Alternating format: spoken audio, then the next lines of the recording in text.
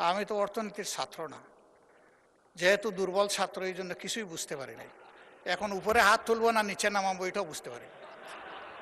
এখন যদি সংসদ সদস্য হিসাবে কিছু না বুঝে হা বলি এইটা হবে অপরাধ, যদি না বুঝে নাও বলি এইটাও হবে অপরাধ। এই জন্য আমরা চুপ থেকেছি। মাননীয় স্পিকার, আমরা কার্য উপদেষ্টা কমিটির দ্বিতীয় বৈঠকে অনুরোধ করেছিলাম দুটো জিনিস।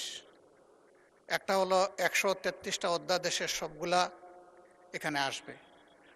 2 নম্বর ছিল যে এমনিতে 3 দিন আগে আমাদেরকে ডকুমেন্টসগুলো দেওয়ার কথা।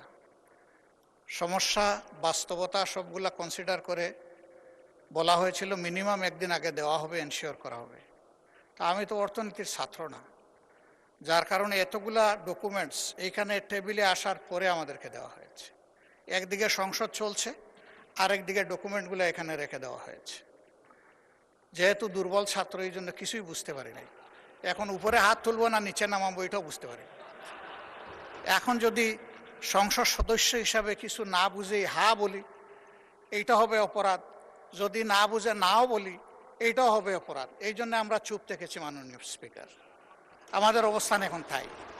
আমি জানি না এখানে বিজ্ঞ সরকারি দলের সম্মানিত সদস্যবৃন্দ যারা আছেন তারা হয়তো সবাই অর্থনীতির ছাত্র এবং খুবই স্মার্ট, খুবই ট্যালেন্টেড স্টুডেন্ট ছিলেন, যার কারণে কাগজ দেখা মাত্র ভিতরে কী আছে তারা হয়তো এটা বুঝে ফেলেছেন। আমরা বুঝতে পারি নাই। মাননীয় স্পিকার, এটা আমাদের অক্ষমতা। এখন আমরা কি করব? আমাদেরকে একটু পরামর্শ দেন।